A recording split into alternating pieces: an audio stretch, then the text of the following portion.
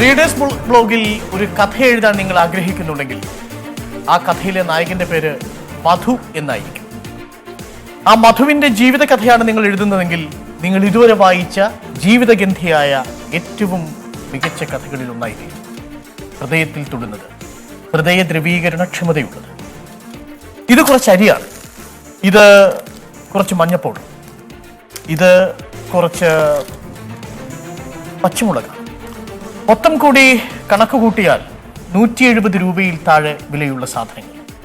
2 വർഷം മുമ്പ് മധു മുക്കാലിയിൽ നിന്ന് മോഷ്ടിച്ചു എന്ന് പറയപ്പെടുന്ന സാധനങ്ങളാണ്.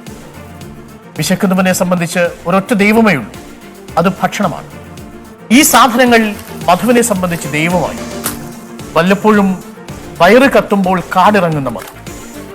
മല്ലന്റെയും മല്ലികയുടെയും മകനായ മധു മരിച്ചു വീഴുമ്പോൾ മധുവിന്റെ ഭാരം 30 കിലോഗ്രാമിൽ താഴെയായി. ഒന്ന് പിടിച്ച് തള്ളിയാൽ പോലും മധു മറിഞ്ഞു വീഴും, മരണം സംഭവിക്കും. ആ മധുവിനെയാണ് 16 പേർ ചേർന്ന് മൃഗീയമായി തല്ലിക്കൊന്നത് 2 വർഷങ്ങൾക്ക് മുമ്പ്. മധുവിന്റെ കുറ്റം വിശപ്പായിരുന്നു, ശിക്ഷ അതിന് വിധിച്ചത് മരണവും. മധു നമ്മുടെ മുന്നിൽ ഇങ്ങനെ ഒരു ചോദ്യചിഹ്നമായി നിൽക്കാൻ തുടങ്ങിയിട്ട് 2 വർഷം. മധുവിന്റെ കൊലപാതകത്തിൽ 16 പേർക്ക് പങ്കുണ്ടെന്ന് പോലീസ് അന്വേഷിച്ചു, കണ്ടെത്തി. കുറ്റപത്രം സമർപ്പിച്ച ഈ കേസിൽ 2 വർഷം പിന്നിട്ടിട്ടും വിചാരണ തുടങ്ങിയില്ല. 2018 മെയ് മാസം 23-ാം തീയതിയാണ് മധുവിന്റെ മരണത്തിൽ 16 പ്രതികളെ ചേർത്ത് കുറ്റപത്രം സമർപ്പിക്കുന്നത്. പക്ഷേ വിചാരണ ഇനിയും തുടങ്ങാൻ സാധിച്ചിട്ടില്ല. എന്തിനേറെ, ഈ കുറ്റപത്രം പ്രതികളെ വായിച്ച് കേൾപ്പിക്കാൻ പോലും കഴിയാതെ പോയിട്ടുണ്ട് എന്നാണ് മനസ്സിലാക്കുന്നത്. പ്രതികളെല്ലാം ഇപ്പോൾ ജാമ്യത്തിലാണ്, അവർ പുറത്തിറങ്ങിയിട്ടുണ്ട്. ഒരിക്കലും മധുവിന്റെ വിശപ്പ് മനസ്സിലാക്കാത്തവർ. 2 വർഷം മധുവിന്റെ കൊലപാതകം കഴിഞ്ഞ് പിന്നിടുമ്പോൾ കുറ്റവും ശിക്ഷയും ഓർമ്മിച്ചെടുക്കുകയാണ്. മധുവിനെ ചരിത്രവും കാലവും നമ്മളും അടയാളപ്പെടുത്തുന്നത് എങ്ങനെയായിരിക്കും? പേര് മധു, കുറ്റം വിശപ്പ്, ശിക്ഷ മരണം. ക്രൈം ആൻഡ് പനിഷ്മെന്റ് ആരംഭിക്കുന്നു. സ്വാഗതം.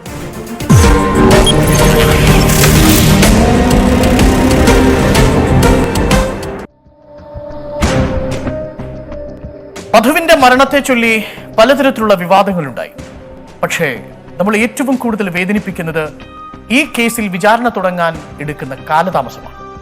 പ്രതികൾക്കെതിരെ 302, 368, 323 scheduled caste, scheduled tribe, prevention of atrocities act പ്രകാരം 325 ഒക്കെ ഇട്ടിട്ടുണ്ട്. പക്ഷെ പ്രതികളെല്ലാവരും ജാമ്യത്തിലാണ് എന്നുള്ളതാണ് ഏറ്റവും കൗതുകകരമായ കാര്യം. മധു ഒരു ഓർമ്മയാണ്, ഓർമ്മപ്പെടുത്തലാണ്, നീതി നിഷേധത്തിന്റെ പേരുകൂടി.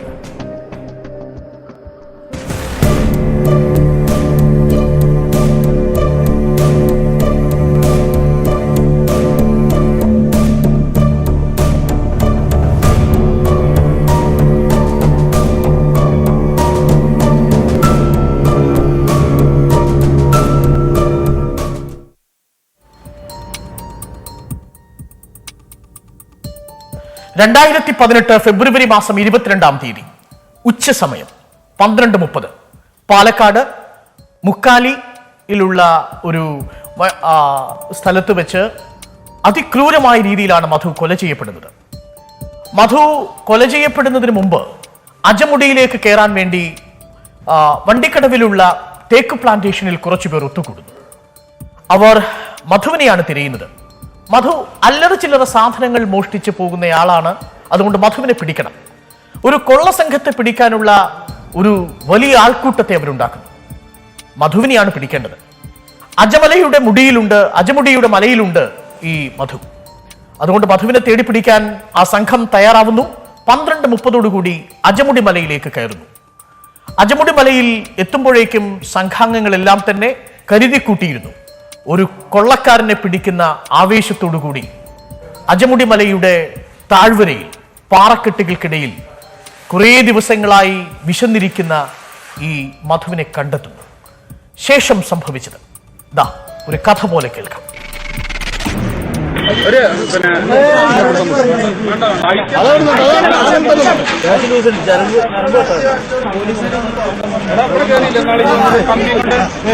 വണ്ടി വന്നപ്പോ അവിടെ പോയി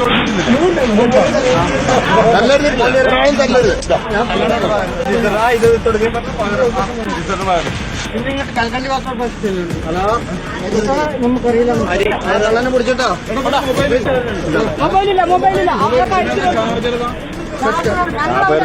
വെറുതെടുത്ത് കൊണ്ട് പോണാരോ ഇത് കൊടുക്ക സീസർ കൊടുക്ക് സീസറില്ലല്ലോ ബീഡിയാണ് ഈസറ ബീഡിയല്ല അതേതാ ബീഡി ഇഷ്ടം പോലെ നിങ്ങൾക്ക് വണ്ടിയിലെ പകുതിയെങ്കിലും കിട്ടിക്കോട്ടെ അതെ പോലീസ് അല്ലല്ല പോലീസുകാർ കൊണ്ടുപോയി വെറുതെ ഓല് കൊണ്ടു 20 മോനെ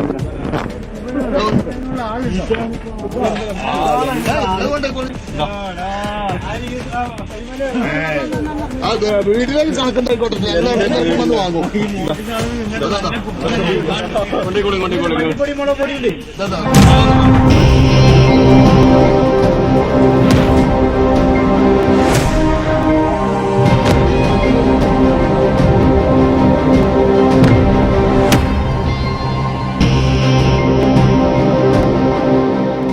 മലയാളിയുടെ സാംസ്കാരിക അഹംഭാവത്തിനേറ്റ തിരിച്ചടിയായിരുന്നു അട്ടപ്പാടിയിലെ മധു.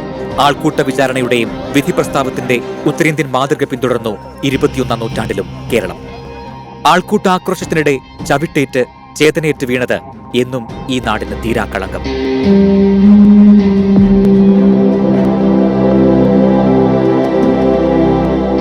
അട്ടപ്പാടി കടുകുമണ്ണ മധുവിന് പ്രായം 27.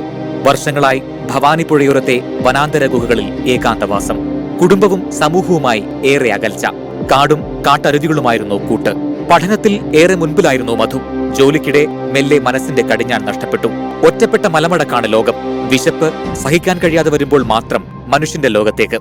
ആ വരവിലും മർദ്ദിക്കാനായിരുന്നു മാനവന് പ്രിയം. വിചാരണ, പലപ്പോഴും മോഷണക്കുറ്റം ആരോപിച്ച്. ആ പേടി കാരണം വിശപ്പടക്കിപ്പിടിച്ചായിരുന്നു വനവാസം.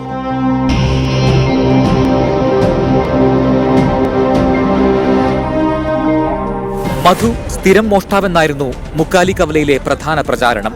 കടകൾ കുത്തിത്തുറന്ന് ഒരാൾ മോഷണം നടത്തുന്ന CCTV ദൃശ്യങ്ങളും തെളിവായി നിരത്തി. മധു മലമുകളിലെ ഗുഹയിലുണ്ടെന്ന് കേട്ടറിഞ്ഞാണ് അക്രമി സംഘം അവിടേക്കെത്തിയത്. ഒരു ചെറിയ സഞ്ചിയിൽ അരിയും മുളകുപൊടിയും മറ്റും തൊണ്ടിമുതലായി കണ്ടെടുത്തു നാട്ടിലെ വിചാരണ സംഘം. കൈകൾ ബന്ധിച്ച് മർദ്ദിച്ചും ഫോട്ടോ എടുത്തും ആക്രോശവിളികളോടെ മധുവിനെ മുക്കാലി അങ്ങാടിയിലെത്തിച്ചു. അവിടെ വെച്ചും തുടർച്ചയായ മർദ്ദനത്തിന് മധു വിധേയനായി. ഒടുവിൽ പരിസരവാസികളിലാരോ പോലീസിനെ വിളിച്ചു. പോലീസാണ് നാട്ടുകാരിൽ നിന്ന് രക്ഷപ്പെടുത്തി മധുവിനെ അഗളിയിലെ കമ്മ്യൂണിറ്റി ഹെൽത്ത് സെന്ററിലേക്ക് കൊണ്ടുപോകുന്നത്. വഴിമധ്യേ താവളത്ത് വെച്ച് മധു ഛർദ്ദിച്ചു. പോലീസ് കൊടുത്ത വെള്ളം ആർത്തിയോടെ മധു വാങ്ങിക്കുടിച്ചു. അഗളി CHC-യിലെത്തിയപ്പോഴേക്കും മധുവിന്റെ ജീവൻ നഷ്ടപ്പെട്ടു. മധു മരിച്ച അട്ടപ്പാടിയിൽ നിന്ന് ജോർജ് ഫ്ലോയിഡ് മരിച്ച മിനപ്പോളിസിലേക്ക് 13,691 കിലോമീറ്റർ ദൂരമുണ്ട്. പക്ഷേ ജോർജ് ഫ്ലോയിഡിനെ കൊന്ന ഡെറിക് ചുവനിൽ നിന്ന് മധുവിനെ കൊന്ന 16-അംഗ സംഘത്തിലേക്കുള്ള ദൂരം വളരെ വളരെ ചെറുതാണ്. ആ ചെറിയ ദൂരത്തിന്റെ പേരാണ് മനുഷ്യത്വമില്ലായ്മ. ഇവിടെ മധുവിന് സംഭവിച്ചത് എന്താണ്? നമുക്ക് ഒരിക്കലും നമ്മുടെ അനുഭവങ്ങളല്ലാത്ത എല്ലാ വിവരണങ്ങളും കെട്ടുകഥകളായി മാറുന്നുവെന്ന് ബെന്യാമൻ പറഞ്ഞിട്ടുണ്ട്. നമ്മൾ അങ്ങനെ കേൾക്കുന്ന ഒരു കെട്ടുകഥയാണ് പലപ്പോഴും വിശപ്പ്. ഇടവേളകളിൽ മാത്രം നമുക്ക് അനുഭവപ്പെടുന്ന വിശപ്പിനെ നമ്മൾ ആഘോഷമാക്കും. പക്ഷേ ഇടവേളകളിൽ മാത്രം ഭക്ഷണം കിട്ടുന്ന വിശപ്പ് ഒരു നിത്യ യാഥാർത്ഥ്യമാണ്. അവിടെയാണ് മധുവിനെ മനസ്സിലാക്കാൻ നമുക്ക് കഴിയാതെ പോയത്. മധു ഇന്നും ഒരു വേദനയായി നൊമ്പരമായി നമ്മുടെ ഉള്ളിൽ നിൽക്കുമ്പോൾ മധുവിനെ കൊന്ന പ്രതികൾക്ക് വേണ്ടിയും അഭിഭാഷകരുണ്ട്. അതവരുടെ ജോലിയാണ്. പ്രോസിക്യൂഷന്റെ കണ്ടെത്തലുകളിൽ എവിടെയാണ് പാകപ്പിഴ സംഭവിക്കുന്നത്? ഇപ്പോൾ ഈ പ്രതികളെല്ലാം തന്നെ ജാമ്യത്തിലാണ്. മധുവിനെ കൊന്ന പ്രതികൾക്ക് വേണ്ടി കോടതിയിലെത്തിയ അഭിഭാഷകൻ നമുക്കൊപ്പമുണ്ട്. അഡ്വക്കേറ്റ് സക്കീർ ഹുസൈൻ. നീതിയുടെ ഭാഗത്തു തന്നെയാണ് സക്കീർ ഹുസൈൻ നിൽക്കുന്നത് എന്ന് തന്നെയാണ് എന്റെ വിശ്വാസം. തത്സമയം ചേരുന്നു advocate Zakir Hussain. Welcome advocate Zakir Hussain to the show crime and punishment. വിചാരണ ആരംഭിക്കാത്തൊരു കേസാണ്. അതുകൊണ്ട് തന്നെ 1-2 സംശയങ്ങൾ മാത്രമേ എനിക്ക് അങ്ങോട്ട് ചോദിക്കാൻ കഴിയൂ. അങ്ങേക്ക് പരിമിതിയുണ്ടെന്ന് എനിക്കറിയാം. പ്രോസിക്യൂഷന്റെ വാദങ്ങളെ കോടതിയിലാണ് അങ്ങ് പൊളിക്കേണ്ടത്, ഈ മാധ്യമത്തിലല്ല. പക്ഷെ അപ്പോഴും അഡ്വക്കേറ്റ് സക്കീർ ഹുസൈൻ, ഈ കഥ കേൾക്കുമ്പോൾ അങ്ങയുടെ ഉള്ളിൽ ഒരു വക്കീലിനപ്പുറം നിൽക്കുന്ന ഒരു മനുഷ്യത്വത്തിന് അതിന് മുറിവേൽക്കുന്നതായി തോന്നുന്നില്ലേ അഡ്വക്കേറ്റ് സക്കീർ ഹുസൈൻ? തീർച്ചയായിട്ടും. മധു എന്ന് മാത്രമല്ല, ഏതൊരു മനുഷ്യ ജീവനും നഷ്ടപ്പെടുന്നത് വേദനയാണ്. ഇവിടെ ആരാണോ കൊലപാതകം ചെയ്തത് ആ കുറ്റവാളികൾ രക്ഷപ്പെടണം എന്നല്ല യഥാർത്ഥത്തിൽ ഇവിടെ വാദമുന്നയിക്കുന്നത്. യഥാർത്ഥ കുറ്റവാളികൾ നിയമത്തിന്റെ മുമ്പിൽ വന്നിട്ടുണ്ടോ എന്നുള്ളത് മാത്രമാണ്. ഇത് ഈ കേസിന്റെ നാൾവഴികളിലൂടെ അത് മനസ്സിലാക്കാൻ സാധിക്കും. ഈ FIS തന്നെ സക്കീർ ഹുസൈൻ, ഞാൻ വരാം. അതിലൊരു സംശയമുള്ളത്, ഈ 16 പേരെ ഇപ്പോൾ പോലീസ് പ്രതി ചേർത്തിരിക്കുന്നു. ഒന്നാം പ്രതിയായ ഹുസൈൻ അടക്കം 16 പേർ. ഈ 16 പേരിൽ കൂടാതെ വേറെയും പ്രതികളുണ്ട് എന്നാണോ അങ്ങയുടെ വാദം? അതല്ല, ഈ 16 പേരിൽ അങ്ങ് 2 പേരുടെ വക്കാലത്താണ് ഏറ്റെടുത്തിരിക്കുന്നത്, അവർ പ്രതികളല്ല എന്നാണോ അങ്ങയുടെ വാദം? ഫലത്തിൽ എനിക്ക് അത് മാത്രമാണ് പറയാൻ സാധിക്കുക. ഞാൻ അപ്പിയർ ചെയ്യുന്ന പ്രതികളുടെ കാര്യം മാത്രമാണ് എനിക്ക് പറയാൻ സാധിക്കുക. സത്യത്തിൽ ഇതിൽ 1ഉം 11ഉം പ്രതികൾക്കാണ് ഞാൻ ഹാജരാകുന്നത്. 1ഉം 11ഉം പ്രതികളല്ലാത്ത മറ്റു പ്രതികളുടെ കാര്യത്തിലും നമുക്കത് പ്രോസിക്യൂഷൻ കേസിൽ നിന്ന് തന്നെ മനസ്സിലാക്കാൻ സാധിക്കും, യഥാർത്ഥമായ കൾപ്രിറ്റുകൾ നിയമത്തിന് മുമ്പിൽ കൊണ്ടുവന്നിട്ടില്ല. അതല്ലെങ്കിൽ ആരോപിക്കപ്പെടുന്ന പ്രതികളുടെ പേരിൽ ആരോപിക്കപ്പെട്ടിട്ടുള്ള കുറ്റം ഈ പ്രതികൾ ചെയ്തിട്ടില്ല എന്നുള്ളത് പ്രോസിക്യൂഷൻ കേസിൽ നിന്ന്, അതല്ലാതെ ഒരു അന്ധമായ ന്യായീകരണമല്ല, പ്രോസിക്യൂഷൻ കേസിൽ നിന്ന് നമുക്ക് വ്യക്തമാവും. അത് പറയാൻ അവസരമുണ്ടെങ്കിൽ പറയാൻ കഴിയും. പക്ഷെ അങ്ങ് പറഞ്ഞ പോലെ മുഴുവൻ കാര്യങ്ങളും നമുക്ക് പറയാൻ പരിമിതികളുണ്ട്. ഒറ്റ സംശയം, ഈ അഡ്വക്കേറ്റ് സക്കീർ ഹുസൈൻ, ഒന്നാം പ്രതിയായ ഹുസൈൻ സഞ്ചരിച്ചിരുന്ന സൈലോ വാഹനം ഈ മധു മരിക്കുന്ന സമയത്ത് കൊല്ലപ്പെടുന്ന സ്ഥലത്ത് ധർമ്മശാസ്ത്ര ക്ഷേത്രത്തിന് മുമ്പിലുള്ള ഭണ്ഡാരത്തിന്റെ അടുത്തേക്ക് വരുന്നതായി കണ്ടവരുണ്ട്, ദൃക്സാക്ഷികളുണ്ട്. ഈ മധു കൊല്ലപ്പെടുമ്പോൾ ഒന്നാം പ്രതി ഹുസൈൻ ഈ ക്ഷേത്രത്തിനടുത്ത് ഭണ്ഡാരത്തിനടുത്ത് വന്നിരുന്നു. അത് മൊഴികളിലുണ്ട്, CCTV ദൃശ്യങ്ങളിലുണ്ട്. ഈ മുക്കാലി എന്ന് പറയുന്ന പ്രദേശം ഒരു നാട്ടുകവലയാണ്. അവിടെ ഏത് കാര്യത്തിന് വേണ്ടിയാണ് ഒരു 4 ആളുകൾ കൂടിക്കഴിഞ്ഞാൽ മറ്റുള്ള ആളുകൾ ചെന്ന് നോക്കുന്ന ഒരു സാധാരണ നാട്ടിൻ പ്രദേശമാണ്. അവിടെ CCTV ഫുട്ടേജിൽ, ഞാൻ CCTVയിൽ ഇവരുണ്ട് എന്ന് ഞാൻ അംഗീകരിക്കാതെയാണ് പറയുന്നത്, CCTV ഫുട്ടേജിൽ ഇവരില്ല എന്ന് തറപ്പിച്ച് പറയുന്നയാളെയാണ്. CCTV ഫുട്ടേജ് അംഗീകരിച്ച് ആ CCTV ഫുട്ടേജിൽ ഉള്ളവർ മുഴുവൻ പ്രതികളാവുന്ന ഒരു സാഹചര്യം പോലും വളരെ സങ്കടകരമാണ്. കാരണം വെച്ചാൽ അത്തരം ഒരു പ്രദേശത്ത് ഒരാളെ പിടിച്ചു. നിങ്ങൾ ഈ ഹുസൈൻ എന്ന് പറയുന്നയാൾ, ഇതിൽ ഒന്നാം പ്രതി ഹുസൈൻ എന്ന് പറയുന്നയാൾ അദ്ദേഹത്തിന്റെ വീട്ടിൽ, അദ്ദേഹത്തിന്റെ കടകളിൽ കളവ് ചെയ്യപ്പെട്ടു എന്നുള്ളൊരു പരാതിക്കാരനാണ്. ഈ FIS പറയുന്നതും കളവ് കേസിലെ പ്രതിയെ പോലീസിന് GD എൻട്രിയിൽ നിന്ന് കിട്ടുന്നത്, കളവ് കേസിലെ പ്രതിയെ മുക്കാലിയിൽ എന്ന് പറയുന്ന സ്ഥലത്ത് നാട്ടുകാർ പിടിച്ചു വച്ചിരിക്കുന്നു എന്നുള്ള ഇൻഫർമേഷൻ GD ചാർജുള്ള പോലീസ് സ്റ്റേഷനിൽ നിന്നും പെട്രോളിംഗ് ഡ്യൂട്ടിക്ക് വന്ന ASIക്ക് ലഭിച്ചു എന്നാ പറയുന്നത്. അപ്പോ എന്റെ അഡ്രസ്, ദാറ്റ് മീൻസ് ഒന്നാം പ്രതിയുടെയും മറ്റുള്ള പല പ്രതികളുടെയും അഡ്രസ് സ്റ്റേഷനിൽ അവൈലബിൾ ആണ്. അവരുടെ വീടുകളിൽ, അവരുടെ കടകളിൽ കളവ് ചെയ്യപ്പെട്ടു എന്ന പരാതിയുടെ അടിസ്ഥാനത്തിൽ ഫോൺ നമ്പർ അടക്കം അവിടെ ലഭ്യമാണ്. പോലീസ് ഈ സ്ഥലത്ത് വന്നിട്ട് ഇവരെ ഈ പ്രതിയെ മധുവിനെ കൊണ്ടുപോകുന്ന സമയത്ത് മധുവിന്റെ ശരീരത്തിൽ എവിടെയെങ്കിലും ഒരു മുറിവിന്റെ അടയാളം കണ്ടതായി FIS എവിടെയും കാണാൻ സാധിക്കില്ല. മധു അങ്ങോട്ട് സംസാരിച്ച വിഷയങ്ങളുണ്ട്, മധുവുമായി അവര് സംസാരിച്ച വിഷയങ്ങൾ പറഞ്ഞിട്ടുണ്ട്. പക്ഷേ ആ സമയത്ത് എന്റെ സംശയം, ഈ ഒറ്റ സംശയം അഡ്വക്കേറ്റ് സക്കീർ ഹുസൈൻ, ചില ദൃശ്യങ്ങൾ കൂടി നമ്മൾ കാണിച്ചിരുന്നു. ഈ ടെലിവിഷൻ ചാനൽ അങ്ങ് കണ്ടിട്ടുണ്ടാവും, നേരത്തെ തന്നെ സാമൂഹ്യ മാധ്യമങ്ങളിൽ പ്രചരിച്ചിരുന്നതാണ്. FIS-നേക്കാൾ ഏറ്റവും കൂടുതൽ ശക്തമായ ദൃശ്യ തെളിവുകൾ കോടതിയുടെ മുമ്പിലുണ്ടല്ലോ. സെൽഫി എടുത്ത ഫോട്ടോ അടക്കം, കയ്യിൽ പിടിച്ച് കെട്ടിവെച്ചിരിക്കുന്ന ദൃശ്യങ്ങളടക്കം. പക്ഷേ ഹുസൈൻ മർദ്ദിച്ചതിന്റെ ദൃശ്യങ്ങളാണ് താൻ പറയുന്നതെങ്കിൽ അതെനിക്കും ഇപ്പോൾ വെളിപ്പെടുത്താൻ ബുദ്ധിമുട്ടുണ്ട്. കാരണം അത് പ്രോസിക്യൂഷന്റെ കയ്യിൽ തെളിവാണ്, അതങ്ങേക്ക് പറയാം. പക്ഷെ എന്റെ ഒരേ ഒരു ചോദ്യം ഇത്ര മാത്രമാണ്, ഈ ഹുസൈനും മധുവും തമ്മിൽ, അല്ലെങ്കിൽ കൊലപാതകത്തിന്റെ മോട്ടീവ്, തന്റെ കടയിൽ നിന്ന് സാധനങ്ങൾ മോഷ്ടിച്ചയാളാണ് മധു എന്ന് മനസ്സിലാക്കിയിട്ടാണ് ഹുസൈൻ അവിടേക്ക് എത്തുന്നത്, ഹുസൈൻ മർദ്ദിക്കുന്നത്. ഹുസൈന്റെ മർദ്ദനത്തിൽ പിന്നിലേക്ക് തല ചായുന്നു, നെഞ്ചിലേക്ക് ചവിട്ടുന്നു ഹുസൈൻ, പിന്നിലേക്ക് മറിയുന്നു, ഭണ്ഡാരപ്പെട്ടിയിൽ തലയിടിക്കുന്നു, മരണം സംഭവിക്കുന്നു. പോസ്റ്റ്മോർട്ടം റിപ്പോർട്ടിൽ കൃത്യമായി പറയുന്നു, തലയ്ക്ക് പിന്നിലേറ്റ ക്ഷതമാണ് മരണത്തിന്റെ കാരണം. ആന്തരിക രക്തസ്രാവം തലക്കേറ്റു. ഒപ്പം തന്നെ വാരിയിൽ ഒടിഞ്ഞിരുന്നു. അത് ബാക്കിയുള്ള പ്രതികൾ ഈ അജമുടി മലയിൽ നിന്ന് താഴേക്ക് ഇറക്കുന്ന വേളയിൽ സംഭവിച്ചതാണെന്നാണ് കുറ്റപത്രത്തിൽ പറയുന്നത്. പക്ഷേ ഇത് പോലീസിന് നിഷ്പ്രയാസം തെളിയിക്കാൻ സാധിക്കും. കാരണം സംഭവ സ്ഥലത്ത് ഹുസൈനുണ്ട്, ഹുസൈനും മധുവും തമ്മിലുള്ള ബന്ധം തെളിയിക്കാൻ ആവശ്യമായ സംഭവങ്ങളുണ്ട്, പിന്നെ ദൃക്സാക്ഷികളുണ്ട്, CCTV ദൃശ്യങ്ങളുമുണ്ട്. അഡ്വക്കേറ്റ് സക്കീർ ഹുസൈൻ, ഇതിൽ മരണകാരണമായി പറഞ്ഞിട്ടുള്ളത് ഈ പറയപ്പെട്ട കുറ്റപത്രത്തിൽ പറഞ്ഞതുപോലെ ഏതെങ്കിലും ഒരു വ്യക്തിയുടെ ഒരു സിംഗിൾ സംഭവമല്ല. Death was due to multiple blunt injuries sustained എന്നാണ് പറഞ്ഞിട്ടുള്ളത്. അത് 1 to 15 1 മുതൽ 15 വരെയുള്ള മുറിവുകൾ മരണകാരണമായി പോസ്റ്റ്മോർട്ടം റിപ്പോർട്ടിൽ പറഞ്ഞിട്ടുണ്ട്. അതുകൊണ്ട് ഒരു സിംഗിൾ ഇൻസിഡന്റിനെ, ഏതെങ്കിലും ഒരു വ്യക്തിയുടെ ഒരു സിംഗിൾ ഇൻസിഡന്റിനെ പറഞ്ഞ് കുറ്റപത്രത്തിൽ പറഞ്ഞിട്ടുള്ളത് തന്നെ വാസ്തവവിരുദ്ധമാണെന്ന് മനസ്സിലാക്കാൻ സാധിക്കും. അല്ല, പക്ഷേ advocate Zakir Hussain, that's important, that's very important. അതുകൊണ്ട് തന്നെ 1 മുതൽ 15 വരെയുള്ള പ്രതികൾക്കെതിരെയും 302 ഉണ്ട്, 368 ഉണ്ട്, ഈ പറയുന്ന അട്രോസിറ്റീസ് ആക്ട് 325 ഉണ്ട്, കൈകൊണ്ട് മർദ്ദിച്ചതും ശരീരം കൊണ്ട് മർദ്ദിച്ചതുമായിട്ടുള്ള 323 ഉണ്ട്, മാരകായുധം കൊണ്ട് മർദ്ദിച്ച 324 ഉണ്ട്. ഇത് ഹുസൈന്റെ കാര്യത്തിൽ മാത്രമല്ല എന്നാണ് പറഞ്ഞത്. 1 to 15 എന്ന് പറയുന്നത് പ്രതികളുടെ എണ്ണമല്ല ഞാൻ പറഞ്ഞത്.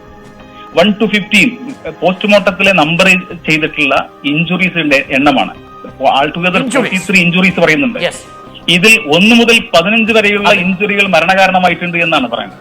അത് ഒരു ഫൈനൽ റിപ്പോർട്ടിലെ വാദപ്രകാരമാണെങ്കിൽ ഒരു ചവിട്ട് കൊണ്ട് അദ്ദേഹം പോയി ഇടിച്ചതിന് മരണം സംഭവിച്ചതല്ല. 1 മുതൽ 15 വരെയുള്ള ഇഞ്ചുറികൾ മരണകാരണമാണ്. രണ്ടാമത്തെ വിഷയം മോട്ടീവിന്റെ വിഷയം പറഞ്ഞു. അതിനോടൊപ്പം ഇതും ബാധകമാകുന്നു എന്നുള്ളതാണ് ഇതിനകത്ത് ഏറ്റവും പ്രധാനപ്പെട്ട കാര്യം. ഞാൻ ഒരു നിമിഷം ഇതിൽ മോട്ടീവിന്റെ കാര്യം പറഞ്ഞോളൂ. മോട്ടീവിനല്ല, ഇവരുടെ അഡ്രസ് ഇവിടെ നിന്ന് കിട്ടിയെന്നുണ്ടല്ലോ.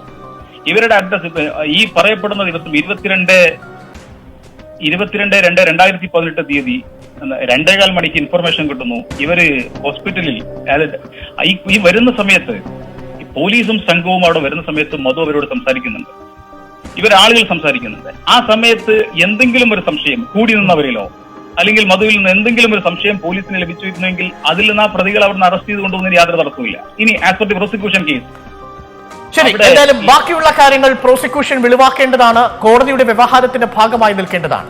പക്ഷേ ഈ കേസിൽ ഏറ്റവും നിർണായകമായതും ഈ കേസിൽ നമ്മളെ ഇപ്പോഴും വേദനിപ്പിച്ചുകൊണ്ടിരിക്കുന്നതും വിചാരണ ഇനിയും തുടങ്ങാതെ ഈ കേസിനെയും നീളുന്നു എന്നതാണ്.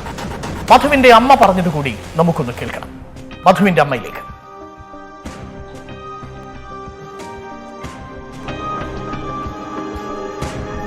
കുട്ടി മകൾക്ക് ജോലി കിട്ടി, നന്നായിട്ട് പോകുന്നുണ്ട്. എന്നാലും ഞങ്ങൾക്ക് എങ്ങനെയായാലും ഞങ്ങൾക്ക് വിഷമം തന്നെയാണ്. ഞങ്ങൾ നോക്കുമ്പോൾ എനിക്ക് ഒന്നിനും പറ്റുന്നില്ല. ആലോചിച്ചിട്ട് നോക്കുമ്പോൾ എനിക്ക് എന്തോ ആയി പോകുന്നുണ്ട്. അത് ഈ മകൾക്ക് വരും, ആ മകൾ പോകും, അങ്ങനെയാണ് ഞാൻ. അതുകൊണ്ട് വന്നാലേ 2 ഭാഗത്തിൽ വേണം, ഫോറസ്റ്റ് പകൽ വേണം, ഇവിടെ വേണം അന്വേഷിക്കണം. അവിടെ ഒരു അന്വേഷണം നടക്കുന്നില്ല. കാട്ടുകാർ വിട്ടാതെ പറ്റല്ലേ, അത്ര ആൾക്കാരായിരുന്നു. അവർക്ക് നല്ലൊരു എന്താണ് അങ്ങനെ വിടുവില്ല. അത് ഫോറസ്റ്റ് ഏരിയ വന്നിട്ട് ഫോറസ്റ്റുകാർക്ക് തന്നെ അറിയാം. അത്രേ ജനങ്ങളിനൊക്കെ കാട്ട് കയറി വിട്ടിട്ടില്ലേ, അതൊരു അന്വേഷണം നടക്കുന്നുമില്ല, ഒന്നുമില്ല. അത് അവിടെയും പങ്ക് വേണം. മധു ഓർമ്മയായി 2 വർഷം പിന്നിടുമ്പോൾ മധുവിനെ കൊന്ന 16 പ്രതികൾക്കെതിരെയുള്ള കുറ്റപത്രം സമർപ്പിച്ച് 2 വർഷം പിന്നിടുമ്പോഴും വിചാരണ വൈകുന്നു എന്നത് തന്നെയാണ് ഈ നിമിഷത്തിൽ ഏറ്റവും ഗുരുതരമായ കുറ്റം. അജമുടി മലയിൽ വെച്ചാണ് വണ്ടിക്കടവ് തേക്ക് പ്ലാന്റേഷനിൽ നിന്ന് മധുവിനെ കണ്ടെത്താൻ പോകുന്നത്. മധുവിനെ കണ്ടെത്താൻ വേണ്ടി പുറപ്പെടുന്ന സംഘത്തിൽ പക്ഷേ ഹുസൈൻ ഉണ്ടായിരുന്നില്ല. ഹുസൈൻ എത്തുന്നത് പൊന്മല ധർമ്മശാസ്ത്ര ക്ഷേത്രത്തിലാണ്. അതായത് 12:30 വണ്ടിക്കടവ് തേക്ക് പ്ലാന്റേഷനിൽ നിന്നും പുറപ്പെടുന്ന സംഘം 1:10 അജമുടി മലയിൽ പാറമടക്കുകൾക്കിടയിലുള്ള മധുവിനെ കണ്ടെത്തുന്നു. അവിടെ വെച്ച് അതിക്രൂരമായി മർദ്ദിക്കുന്നു മധുവിനെ. അതിനുശേഷം ശരീരത്തിൽ ഉടുത്തിരുന്ന മുണ്ടെടുത്ത് ദേഹമാസകലം കെട്ടിവരിഞ്ഞ് ഇതിൽ മറ്റൊരു പ്രതി കയ്യിലുണ്ടായിരുന്ന ബാഗിൽ നിന്നും സിബ് വലിച്ചു മുറിച്ച് കയ്യിൽ കെട്ടി വളരെ ക്രൂരമായി മർദ്ദിച്ച് അവശനാക്കി ഇത്രയും ദൂരം വണ്ടിക്കടവ് തേക്ക് പ്ലാന്റേഷനിലേക്ക് കൊണ്ടുവരുന്നു. 3 കിലോമീറ്റർ ദൂരം വീണ്ടും നടത്തി മുക്കാലി ജംഗ്ഷനിൽ എത്തിക്കുന്നു. അവിടെ നിന്നും തൊട്ടടുത്തുള്ള ശ്രീരാഗ് ബേക്കറിയിലേക്ക് എത്തിക്കുന്നു. ഇവിടെ വെച്ച് വീണ്ടും അതിക്രൂരമായി ആൾക്കൂട്ടത്തിന് മുന്നിൽ വെച്ച് മർദ്ദിക്കുന്നു. ഈ വഴിയിലുടനീളം ആദിവാസി കള്ളൻ എന്ന പേരും വിളിയും കൂടി കേൾക്കുന്നു മധു. അതിനുശേഷം പൊന്മല ധർമ്മശാസ്ത്ര ക്ഷേത്രത്തിലേക്ക് മുമ്പിലെത്തുന്നു. ഇവിടെയുള്ള ഭണ്ഡാരത്തിനടുത്ത് ചേർത്തിരുത്തുന്നു. ഇവിടെയാണ് ഹുസൈൻ സൈലോയിൽ എത്തുന്നതും. അദ്ദേഹം ഇറങ്ങി മധുവിന്റെ നെഞ്ചിലാക്കാക്കി ചവിട്ടുന്നു. മധു മറിഞ്ഞു വീഴുന്നു, ഭണ്ഡാരത്തിന്റെ ചുവട്ടിലിടിക്കുന്നു. അതിനുശേഷം മരണം സംഭവിക്കുന്നു എന്നാണ് പോലീസിന്റെ കുറ്റപത്രത്തിലുള്ളത്. മധുവിന്റെ സഹോദരി ഭർത്താവ് പറഞ്ഞത് കൂടി നമുക്കൊന്ന് കേൾക്കാം. ഫോറസ്റ്റ് ഏരിയയിൽ പിന്നെ പുറത്തുനിന്ന് വരുന്ന ആൾക്കാർ എന്തായാലും കയറി അവിടെ പിടിച്ച് കൊണ്ടുവരുന്ന അത് എന്തായാലും പറ്റൂലല്ലോ. അതിപ്പോൾ അതിൻ്റെ ഇത് ആഭിമുഖ്യത്തിലാണ് നമ്മൾ ഈ ഫോറസ്റ്റിൻ്റെ ഒക്കെ ഈ ഒരു വിചാരണ വേണം എന്ന് ഞങ്ങൾ ആവശ്യപ്പെട്ടിരിക്കുന്നത്. അതിൽ എന്തായാലും യഥാർത്ഥ കുറ്റവാളി എന്തായാലും ശിക്ഷിക്കുക തന്നെ വേണം. അത് ഞങ്ങൾ നമ്മളെ ദൈവത്തോട് പ്രാർത്ഥിക്കുകയാണ്. അത്രയും കുറ്റകൃത്യം ചെയ്തവർക്ക് എതിരെ നടപടി സ്വീകരിക്കുക തന്നെ വേണം. ഇതാണ് മധുവിനെ കൊലപ്പെടുത്തുന്ന സമയത്തെടുത്ത സെൽഫി. കേരളത്തിന്റെ സാംസ്കാരിക മുഖത്തിനേറ്റ അടികൂടിയാണ് ഈ സെൽഫി. കൊലപ്പെടുത്തിയവർ കൊലപ്പെടുത്തുന്നതിന് തൊട്ടു മുമ്പ് സെൽഫി എടുത്ത് ആഘോഷിച്ച ദുരന്ത ചിത്രമാണിത്. ഇതിൽ മധുവിന്റെ കൈ കൂട്ടിക്കെട്ടിയിരിക്കുന്നത് നമുക്ക് കാണാൻ കഴിയും. മധുവിനെ പോസ്റ്റ്മോർട്ടം ചെയ്യുമ്പോൾ 30 കിലോഗ്രാമിൽ താഴെ മാത്രമാണ് ഇദ്ദേഹത്തിന് ഭാരമുണ്ടായിരുന്നത്. മധുവിന്റെ ഒരു ചെറിയ കഥയുണ്ട്. നമ്മളെ കണ്ണീരണിയിക്കുന്നതാണ് മധുവിന്റെ ഈ കഥ. മുക്കാലിയിൽ ഈ മല്ലന്റെയും മല്ലികയുടെയും മകനായി മധു പഠിക്കാൻ സമർത്ഥനായിരുന്നു. 4ാം ക്ലാസ് വരെ അവിടെ പഠിച്ചു. പിന്നീട് മറ്റൊരു സ്കൂളിലേക്ക് പോയി. അവിടെയും പഠിക്കാൻ മിടുക്കനാണ്. പക്ഷേ സാമ്പത്തിക പ്രാരാബ്ധം കാരണം തിരികെ വീട്ടിലേക്ക് എത്തുന്നു. അതിനുശേഷം പലയിടങ്ങളിലും തൊഴിലെടുക്കുന്നു. തടി നിർമ്മാണത്തിൽ അടക്കമുള്ള കാര്യങ്ങളിൽ, നിർമ്മാണ പ്രവർത്തനങ്ങളിലുമൊക്കെ കൂടുതൽ അവൻ കരുത്ത് കാട്ടുകയും ചെയ്യും. ആ സമയത്തൊരു പരിശീലനത്തിൽ വെച്ച് പരിചയപ്പെട്ട ഒരു പെൺകുട്ടിയുമായി പ്രണയത്തിലാവുകയും ചെയ്യുന്നുണ്ട് മധു. പക്ഷെ പിന്നീട് പറഞ്ഞു കേട്ട കഥയാണ്, മധു ഈ കുട്ടിയെ അന്വേഷിച്ചു പോയതായും ആലപ്പുഴ ഭാഗത്ത് എവിടെ വെച്ച് മധുവിന് മർദ്ദനമേറ്റതായും മനസ്സിലാക്കുന്നു. മധുവിന്റെ തലക്കേറ്റ മർദ്ദനം മധുവിന്റെ സമനില തെറ്റിച്ചു. പിന്നീട് തിരിച്ചു വരുന്ന മധു വ്യത്യസ്തനായ ഒരാളായിട്ടാണ് വരുന്നത്.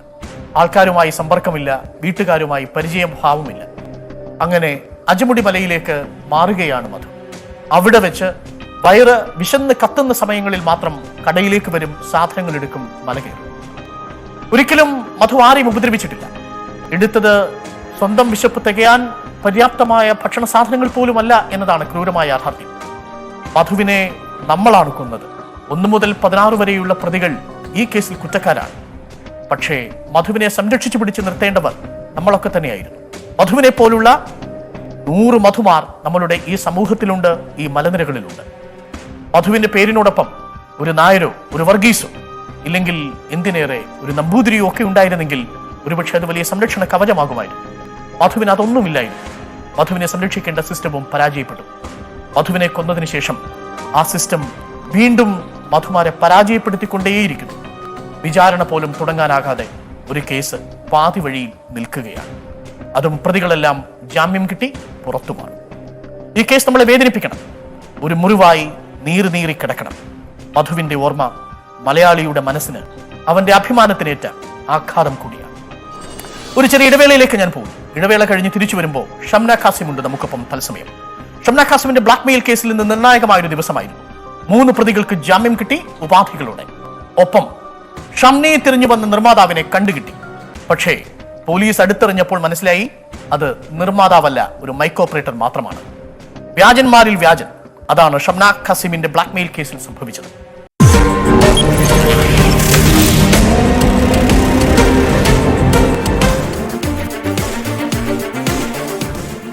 കൊച്ചി ബ്ലാക്ക് മെയിൽ കേസിൽ ഇന്ന് 3 പ്രധാനപ്പെട്ട പ്രതികൾക്ക് ജാമ്യം കിട്ടിയ ദിവസമാണ്.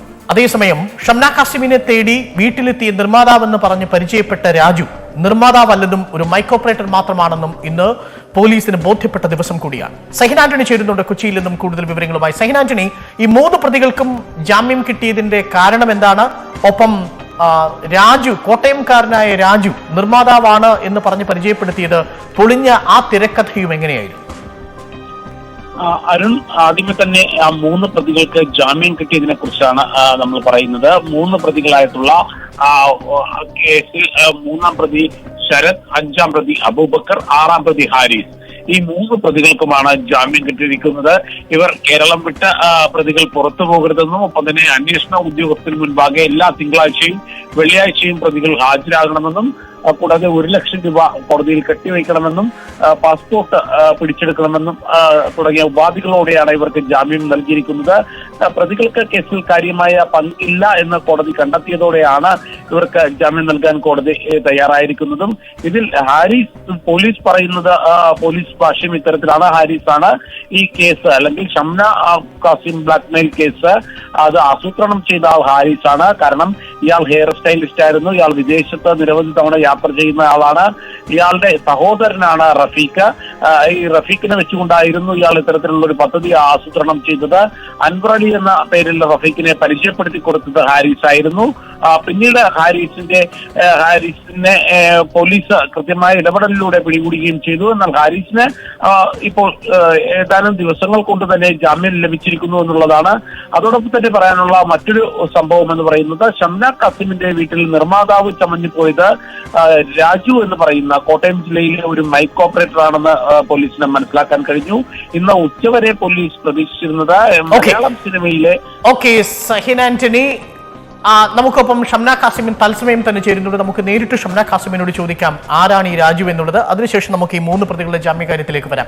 Shamna Kasim, welcome to the show crime and punishment. വളരെ വ്യത്യസ്തമായൊരു മാനസികാവസ്ഥയിലൂടെയായിരിക്കും കടന്നു പോകുന്നത്. എങ്കിലും ആദ്യമേ തന്നെ സുരക്ഷിതയാണ് എന്നതിലുള്ള സന്തോഷം അതുണ്ടാവണം എന്ന് ആദ്യമേ പറയുന്നു. ഒറ്റ കാര്യം, ഈ രാജു എന്ന് പറഞ്ഞ് പേര് പരിചയപ്പെടുത്തി വന്നയാൾ അതെന്നാണ് വന്നത്? എന്താണ് രാജു എന്ന് പറഞ്ഞത് ഷംന? ഇത് ജൂൺ 20-നായിരിക്കണം. ഈ ഒരു കംപ്ലൈന്റ് ഞാൻ ജൂൺ 6 കൊടുത്തിട്ടുണ്ടായിരുന്നു. അതിന്റെ ഇടയിൽ ഇവരെ പിടിക്കാൻ അതിന്റെ ഇടയിൽ അവര് കിട്ടുന്നുണ്ടായിരുന്നില്ല. എന്റെ മമ്മി കംപ്ലൈന്റ് ഫയൽ ചെയ്തപ്പോഴൊക്കെ. അപ്പോൾ ജൂൺ 20-നാണ് ഒരു എന്താ പറയാ, ഞാനും മമ്മിയും ഒരു 7:30 ഡെന്റിസ്റ്റിന്റെ അടുത്ത് പോയ സമയത്ത് വീട്ടിലേക്ക് ഒരാൾ വന്നിട്ട് എന്റെ മമ്മി, എന്റെ സിസ്റ്ററും ഡാഡിയും ഒരു സിസ്റ്ററിന്റെ മകനും ഉണ്ടായിരുന്നു. അപ്പം പറഞ്ഞു, ഷംന പറഞ്ഞിട്ടാ വന്നത്. അപ്പോൾ തന്നെ എന്റെ ഡാഡി എന്നെ ഫോൺ ചെയ്തു. എനിക്ക് പറഞ്ഞു, ഷംന ഇവിടെ ആരോ പ്രൊഡ്യൂസറാണെന്ന് പറഞ്ഞ് വന്നിട്ടുണ്ടല്ലോ. അപ്പം ഞാൻ അങ്ങനെ ആരോടും വരാനും പറഞ്ഞിട്ടില്ല, എനിക്ക് അറിയില്ല. അപ്പൊ ഞാൻ പറഞ്ഞു ഫോൺ കൊടുക്കൂ, ആരാണെന്ന് ഞാൻ ചോദിക്കട്ടെ. അപ്പോഴും നമുക്ക് എല്ലാവർക്കും ഈ ഒരു കാര്യം നടന്നത് കൊണ്ട് ചെറിയൊരു പേടി ഉണ്ടായിരുന്നു. സോ ആ ഒരു ഇതിലാണ് ഞാൻ പെട്ടെന്ന് ചോദിച്ചത്, ലൈക്ക് ആരാണ് എന്നൊക്കെ പറഞ്ഞു. അപ്പം അവര് പറഞ്ഞു, ഞാൻ ഷംന സംസാരിച്ചില്ലേ, വാട്സപ്പിൽ മെസ്സേജ് ചെയ്തില്ല എന്റെ അടുത്ത്, ഞാൻ പ്രൊഡ്യൂസർ സോ ആൻഡ് സോ എന്തൊരു പേര് പറഞ്ഞു. ആക്ച്വലി എനിക്ക് പേര് ഓർക്കുന്നില്ല. ഞാൻ പറഞ്ഞു എന്നോട് സംസാരിച്ചോ? ഞാൻ സംസാരിച്ചിട്ടില്ലല്ലോ. ആ പേര് കേട്ടിട്ടില്ല അല്ലേ ഷംന? ആ പേര് എനിക്ക് അറിയില്ല. ആക്ച്വലി എന്തോ ഒരു പേരാണ് പറഞ്ഞത്. രാജുവിനാണോ പറഞ്ഞ, വേറെ ഏതൊരു പേരാണെന്ന് തോന്നുന്നു പറഞ്ഞത്. I really don't remember. പക്ഷെ ഞാൻ പുള്ളിക്കാരൻ ആക്ച്വലി ഈ ഗ്യാങ്ങിലുള്ള ആരെങ്കിലും ആണെന്ന് വിചാരിച്ച് ഞാൻ പെട്ടെന്ന് ഡാഡിന്റെ അടുത്ത് പറഞ്ഞു, ഡാഡി അവരെ വിടരുത്, എന്തോ ഈ ഗ്യാങ്ങിലൊക്കെ ഇങ്ങനെ നമ്മളപ്പം ഈ കല്യാണാലോചനയൊക്കെ കഴിഞ്ഞ് ജൂൺ 3 ജൂൺ 20 ആണല്ലോ. ഞാൻ പറഞ്ഞു അവരെ വിടരുതെന്നൊക്കെ പറഞ്ഞു. പിന്നെ ലിറ്ററലി പുള്ളിക്കാരൻ അവിടുന്ന് ലിറ്ററലി കരയാൻ പോലെ തോന്നി. അപ്പൊ ഡാഡി പറഞ്ഞു പുള്ളിക്കാരൻ കെഞ്ചിയാണ്, ആരും എന്നെ പറ്റിച്ചതാണ്, ഞാൻ വേണമെന്ന് വെച്ച് ചെയ്തതല്ല. ഞാൻ പറഞ്ഞു പുള്ളിക്കാരന്റെ നമ്പർ എടുത്തോളൂ, എന്നിട്ട് പോകാൻ പറഞ്ഞാൽ മതിയെന്ന്. ലാസ്റ്റ് നമ്പർ എടുത്തിട്ട് ഞാൻ വീണ്ടും ഡാഡിയുടെ ഫോണിൽ ഞാൻ വന്നപ്പോൾ തിരിച്ചു വിളിച്ചു. ഞാൻ പറഞ്ഞു നിങ്ങൾ ആരാണ്? അമ്മ പറഞ്ഞു ഷംന എന്നോട് ആരോ ആണ് എന്നെ പറ്റിച്ചത്, എനിക്ക് അറിയില്ല. എന്നെ കുറച്ച് ദിവസങ്ങളായിട്ട് ഒരു 8-9 ദിവസങ്ങളായിട്ട് എനിക്ക് മെസ്സേജ് ചെയ്യുന്നുണ്ട്. ഷംനയാണെന്ന് പറഞ്ഞാണ് മെസ്സേജ് ചെയ്യുന്നത്. അങ്ങനെയാണ് ഈ അഡ്രസ്സിലേക്ക് വരാൻ പറഞ്ഞതെന്ന് പറഞ്ഞു. അപ്പം ഞാൻ ഈ അതായത് ഈ രാജുവിനെ ഷംനയുടെ പേരിൽ ആരോ കളിപ്പിച്ചു, അങ്ങനെയാണ് രാജു ഷംനയുടെ വീട്ടിൽ എത്തുന്നത് എന്നാണ് രാജു പറഞ്ഞത് ഷംനയോട്. എനിക്ക് ഈ രാജു ആണെന്ന് ഞാൻ ഇപ്പോഴാണ് അറിയുന്നത്. പുള്ളിക്കാരൻ അതിനുശേഷം ഞാൻ അന്ന് അതിന്റെ സ്ക്രീൻഷോട്ടൊക്കെ ഞാൻ ചോദിച്ചപ്പം പുള്ളിക്കാരൻ വേഗം ഫോൺ സ്വിച്ച് ഓഫ് ചെയ്തിട്ടു. കാരണം മേ ബി ഇവിടെ ഗോഡ് പേടിച്ചിട്ടാണോ എന്താണെന്ന് എനിക്കറിയില്ല. ഫോൺ സ്വിച്ച് ഓഫ് ചെയ്തിട്ടു. ബട്ട് ഞാൻ നമ്പർ പോലീസ് ഡിപ്പാർട്ട്മെന്റിൽ ഞാൻ കൊടുത്തായിരുന്നു. അങ്ങനെ ഇപ്പോഴാണ് അവരെ കിട്ടിയത് നമ്പറിലൊന്നും. ഇതൊക്കെ ഇപ്പൊ മനസ്സിലായി, രാജു നിർമ്മാതാവല്ല, അദ്ദേഹം ഒരു മൈക്ക് ഓപ്പറേറ്റർ ആണ് കോട്ടയത്ത് എന്നാണ് പോലീസ് ഇപ്പോൾ പറയുന്നത്. പകരം രാജുവിന് നമ്പർ കൊടുത്തത് വേറൊരു പ്രൊഡ്യൂസർ ആണ് എന്ന തരത്തിലുള്ള കാര്യങ്ങളൊക്കെ നിൽക്കുന്നു. Yes, okay. ഒറ്റ കാര്യം കൂടി ഷംന, ഇന്നിപ്പോ ജാമ്യം കിട്ടിയ പ്രതി ഹാരിസ്, ഈ ഹാരിസ് ആണ് ഈ കേസ് മുഴുവൻ ആസൂത്രണം ചെയ്തെന്ന് പോലീസ് പറയുന്നു. പക്ഷേ ഇന്ന് ഹാരിസിന് ജാമ്യം കിട്ടിയിട്ടുണ്ട്. ഈ ഹാരിസ് എപ്പോഴെങ്കിലും റഫീഖിനെ പരിചയപ്പെടുത്താൻ വേണ്ടി ഷംനയെ വിളിച്ചിട്ടുണ്ടോ? ഹാരിസ് എന്നുള്ള പേരിൽ എന്നെ ആരും വിളിച്ചിട്ടില്ല. ഈ അൻവർ അലിയെ പരിചയപ്പെടുത്തി തന്നത് ഹാരിസ് ആണ് എന്നാണ് ഇപ്പോൾ പോലീസ് പറയുന്നത് എന്നാണ് മനസ്സിലാക്കുന്നത്. അങ്ങനെ അൻവർ അലിയെ ആരെങ്കിലും പരിചയപ്പെടുത്തി തരികയായിരുന്നോ? ആ പരിചയപ്പെടുത്തി തന്നയാൾ ഹാരിസ് ആണ് എന്ന അനുമാനത്തിലാണ് ഇപ്പോൾ പോലീസ്. അത് ശരിയാകാനുള്ള സാധ്യതയുണ്ടോ? ഉണ്ട്. കാരണം ഇതൊക്കെ കഴിഞ്ഞതിന് ശേഷമാണ് ഈ എന്താ പറയാ, ഒരു അഷ്കർ അലി എന്ന് പറഞ്ഞൊരു കഥാപാത്രം ഉണ്ടല്ലോ എല്ലാരിലും. സോ ഈ അഷ്കർ അലി ഈ അൻവറിന്റെ പേരൊക്കെ പറഞ്ഞു തുടങ്ങിയത്. സോ അത് ഈ കല്യാണാലോചനയെല്ലാം കഴിഞ്ഞ് എല്ലാം ജൂൺ 3 കഴിഞ്ഞതിന് ശേഷമാണ് പിന്നെ ഈ ഒരു വോയിസ് റെക്കോർഡ്സ് ഒക്കെ ഞങ്ങൾക്ക് കിട്ടിയത്. അങ്ങനെയാണ് ഇപ്പം ഈ പറയുന്ന ഹാരിസ് ആരാണെന്ന് എനിക്ക് അറിയില്ല. ലൈക്ക് ഹാരിസ് എന്ന് പറഞ്ഞ വ്യക്തിനെ പണ്ട് എനിക്ക് ആരാണെന്നും അറിയില്ല, എന്നെ വിളിച്ചിട്ടും ഒന്നുമില്ലായിരുന്നു. പക്ഷെ ഇപ്പം പറയുന്ന അനുസരിച്ചിട്ട് ഹാരിസ് ആണല്ലോ ഈ അൻവറിനോട് ഇങ്ങനെ ചെയ്യാനൊക്കെ പറഞ്ഞിരിക്കുന്നത്. അപ്പൊ അതൊരിക്കലും ഹാരിസ് 6ാം പ്രതി ആവരുത്. Haris should be the brain of the ഈ ഒരു സിനിമയുടെ ബ്രെയിൻ അവന്റേതാണ്. ഇനി ഒരു കാര്യം കൂടി, നമ്മുടെ ചാനലിൽ തന്നെ റഫീഖിന്റെ ഭാര്യ റഫീഖ് ഷംനയുമായിട്ട് സംസാരിച്ചിട്ടുണ്ട്. റഫീഖിന് മറ്റ് സ്ത്രീകളുമായും ബന്ധമുണ്ടായിരുന്നു എന്ന തരത്തിലുള്ള ചില സൂചനകളൊക്കെ നൽകിയിരുന്നു. റഫീഖിന്റെ പാസ്റ്റിനെ കുറിച്ച് ഞങ്ങളുടെ ചാനലിലാണ് ആദ്യം വെളിപ്പെടുത്തുന്നത്. അത് അത്ര നല്ല പോസിറ്റീവായിട്ടുള്ള ഒരു കമന്റുമായിരുന്നില്ല റഫീഖിന്റെ ഭാര്യയുടെ ഭാഗത്തു നിന്ന്. ഷംന ഈ റഫീഖ് എന്ന അഥവാ അൻവർ അലി ഏലിയാസ് റഫീഖുമായി കൂടുതൽ സംസാരിച്ചു എന്ന രീതിയിലൊക്കെ പിന്നീട് റഫീഖിന്റെ ഭാര്യ പല ചാനലുകൾക്കും മൊഴി നൽകുന്നതായിട്ടും നമ്മൾ മനസ്സിലാക്കുക കൂടി ചെയ്തിട്ടുണ്ട്. ഈ ഘട്ടത്തിൽ യഥാർത്ഥത്തിൽ അൻവർ അലിയുമായി അത്രയധികം ഇടപഴകേണ്ടി വരുന്നു, ഫോണിലൂടെ ഇടപഴകി എന്ന് പറയുന്നത് ശരിയാണോ? ആ ഒരു മാരേജ് പ്രപ്പോസലിന്റെ സമയത്ത് ഒരു 25 മുതൽ റഫീഖിന്റെ ഭാര്യ തന്നെ പറയുന്നുണ്ട് പെരുന്നാൾ കഴിഞ്ഞതിന് ശേഷമാണ് ഇങ്ങനെ ഒരുപാട് സംസാരിക്കുന്നെന്ന് കേട്ടോന്ന്. അപ്പം സംസാരിക്കുന്നുണ്ടായിരുന്നു. ഒരുപാട് എന്ന് പറഞ്ഞാൽ ഒബ്വിയസ്ലി അവരുടെ ഫാദർ വിളിക്കുന്നുണ്ടായിരുന്നു, ലൈക്ക് അൻവർ വിളിക്കുന്നുണ്ടായിരുന്നു, ആൻഡ് എന്നോട് മെസ്സേജ് ചെയ്യുന്നുണ്ടായിരുന്നു, വിളിക്കുന്നുണ്ടായിരുന്നു. ആ ഒരു പീരീഡ് ഓഫ് ടൈം അൻവർ എന്ന് പറഞ്ഞ വ്യക്തി എന്ന് വെച്ചാൽ ഈ പറയുന്ന ഇപ്പം അവരുടെ ഭാര്യ പറഞ്ഞല്ലോ, അവരുടെ ഭർത്താവ് എന്ന് പറഞ്ഞ വ്യക്തിനെ ആ ഒരു പേരോ അല്ലെങ്കിൽ ആ ഒരു വ്യക്തിയോ ഞാൻ കാണുന്നത് അറസ്റ്റ് ചെയ്തപ്പോഴാണ്. കാരണം എന്റെ മുന്നിലുള്ള അൻവറും നിങ്ങളെല്ലാവരും കണ്ടിട്ടുണ്ടാവും എനിക്ക് അയച്ചെന്ന ഫോട്ടോയും. അതാണ് എന്റെ മനസ്സിൽ. പിന്നെ ഞാൻ സംസാരിച്ചതെന്ന് പറയുമ്പം ഏതൊരു ഭാര്യയും ഞാൻ ചോദിക്കുന്നത്, ഇപ്പൊ സംസാരിച്ചെന്ന് പറഞ്ഞ് അവര് പറയുന്നുണ്ടായിരുന്നു ഐ വാസ് കംപ്ലീറ്റ്ലി ടോക്കിങ്. അപ്പം ഒരു ഭാര്യയും ഒരാഴ്ച നിൽക്കുമ്പം ഒരു പെണ്ണിനോട് ഇത്രയും സംസാരിക്കുമ്പോ കൂട്ടു നിൽക്കുമോ? സംശയമാണ്. പ്രത്യേകിച്ച് നമുക്ക് വേണമെങ്കിൽ ഒരു അനുമാനം റഫീഖിനെ ഭയമായിരുന്നു എന്ന് വേണമെങ്കിൽ നമുക്ക് പറയാം. അതല്ലെങ്കിൽ ഈ സംഘത്തിനോടൊപ്പം റഫീഖിന്റെ ഭാര്യയും കൺസെന്റ് കൊടുത്തിരുന്നു എന്ന് വേണമെങ്കിൽ നമുക്ക് പറയാം. ആരാണ് അപ്പം സുഹറ? ഇതിൽ ആരെങ്കിലും ആയിരിക്കണമല്ലോ സുഹറ. ഇവരുടെ വീട്ടിലുള്ള ആരെങ്കിലും ആയിരിക്കണം ഓഫ്കോഴ്സ് സുഹറ. ഓക്കെ, ഈ പെൺകുട്ടി അല്ലെങ്കിൽ സ്ത്രീകൾ നേരിട്ട് വിളിച്ചിട്ടുണ്ടോ ഷംനെ? നേരിട്ടെന്ന് പറഞ്ഞാൽ അൻവറിന്റെ ഫാദർ വിളിക്കുമല്ലോ. അൻവറിന്റെ ഫാദറാണ് എന്നോട് സംസാരിക്കുമ്പം ആ സുഹറയ്ക്ക് കൊടുക്കാന്ന് പറഞ്ഞ് ഫോൺ കൊടുക്കുന്നത്. പിന്നെ എന്റെ ബ്രദർ ഒരു പ്രാവശ്യം അൻവറിന്റെ ഫാദറിന്റെ ഫോണിലേക്ക് വിളിച്ച സമയത്ത് വെരി വെരി ക്ലിയർലി അൻവറിന്റെ ഫാദറിന്റെ ഫോണിൽ വിളിച്ചപ്പം ഈ ലേഡിയാണ് ഫോൺ എടുത്തത്.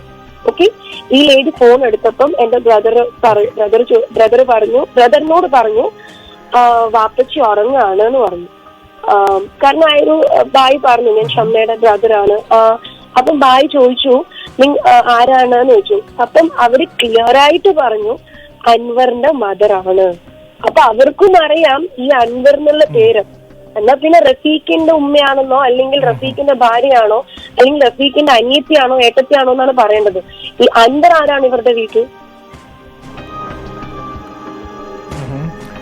അതായത് ഈ വിളിച്ച സ്ത്രീകൾക്കും അൻവർ എന്ന പേരിലുള്ള ഈ കഥയിൽ കൃത്യമായ പങ്കുണ്ട് എന്ന് തന്നെയാണ് ഷംന പറയുന്നത്. മാത്രമല്ല റഫീഖ് എന്ന പേര് ഇവരാരും ഉപയോഗിച്ചിട്ടുമില്ല.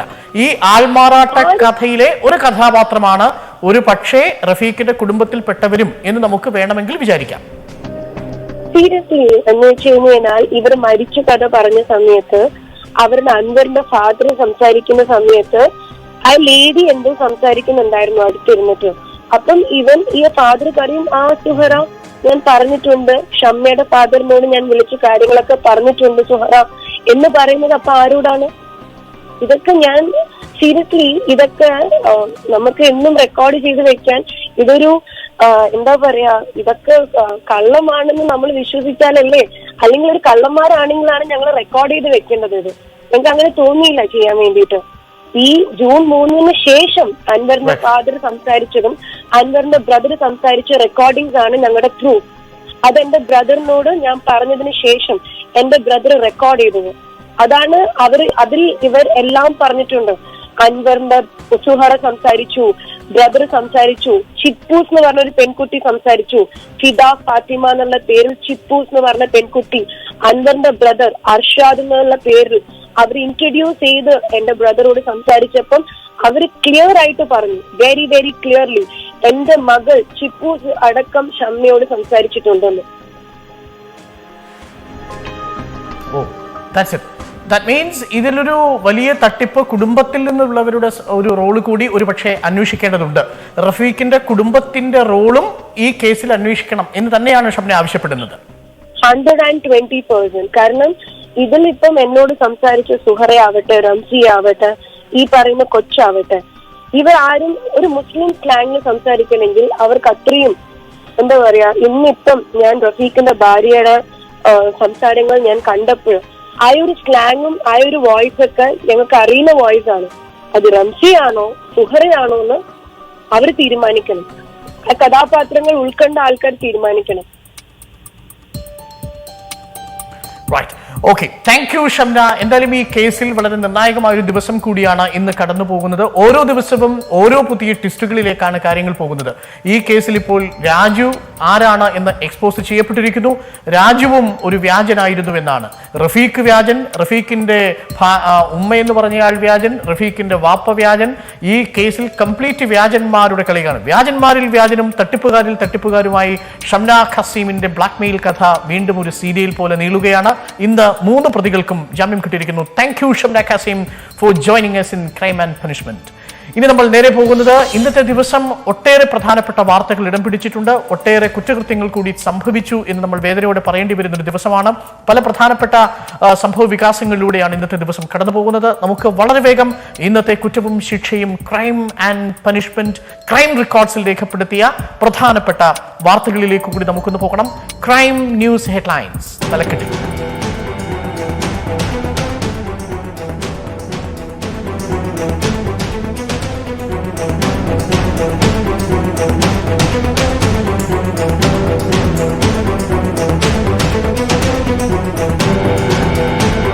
കൊച്ചി ബ്ലാക്ക്മെയിൽ കേസിൽ 3 പ്രതികൾ ഒളിവിലെന്ന് IG വിജയ് സാഖറെ. തട്ടിപ്പ് സംഘത്തിൽ സ്ത്രീകളുമെന്ന IG. 3 പ്രതികൾക്ക് ഉപാധികളോടെ ജാമ്യം. കാസർകോട്ടെ ടിക്ടോക്ക് താരത്തെ അന്വേഷണ സംഘം ചോദ്യം ചെയ്തു. ഷംന ഖാസിമിന്റെ വീട്ടിൽ നിർമ്മാതാവായി എത്തിയത് കോട്ടയം സ്വദേശി രാജു. സിനിമാ നിർമ്മാണവുമായി രാജുവിന് ബന്ധമില്ലെന്ന് പോലീസ്.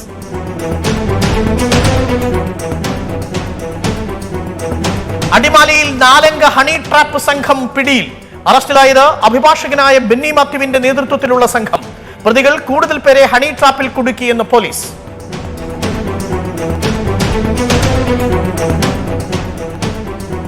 കണ്ണൂർ ശ്രീകണ്ഠാപുരത്ത് ചികിത്സയ്ക്കെത്തിയ യുവതിയെ പീഡിപ്പിക്കാൻ ശ്രമിച്ച ഡോക്ടർ അറസ്റ്റിൽ. പിടിയിലായത് SMC ക്ലിനിക്കിലെ ഡോക്ടർ പ്രശാന്ത് നായിക്. പീഡന ശ്രമം ചെവി പരിശോധനയ്ക്കെത്തിയപ്പോൾ.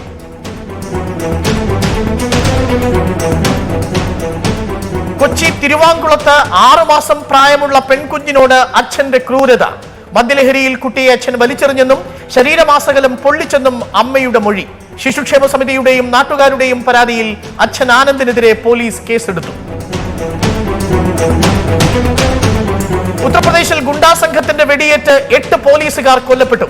4 പേർക്ക് പരിക്ക്. കൊല്ലപ്പെട്ടത് ഗുണ്ടാ നേതാവ് വികാസ് ദുബെയെ പിടികൂടാനെത്തിയ പോലീസുകാർ. പ്രതികൾക്കായി അന്വേഷണം ഊർജിതം. വഞ്ചനാ കുറ്റത്തിന് യുക്തിവാദി നേതാവ് സനലിടമറുകിനെതിരെ ഇന്റർപോൾ റെഡ് നോട്ടീസ്. നടപടി തൊഴിൽ വിസ വാഗ്ദാനം ചെയ്ത് ആലപ്പുഴയിലെ യുവതിയിൽ നിന്ന് 15 ലക്ഷം രൂപ തട്ടിയതിന് ഫിൻലൻഡിൽ നിന്ന് പിടികൂടി കൈമാറാൻ നിർദ്ദേശം.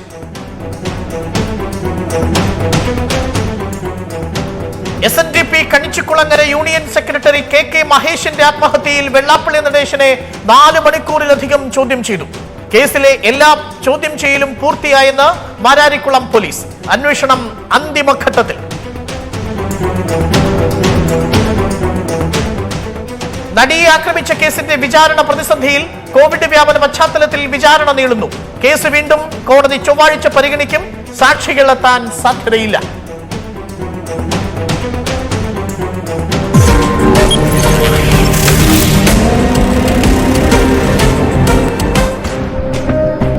മറ്റൊരു വളരെ പ്രധാനപ്പെട്ട കേസിലേക്കാണ് നമ്മൾ പോകുന്നത്.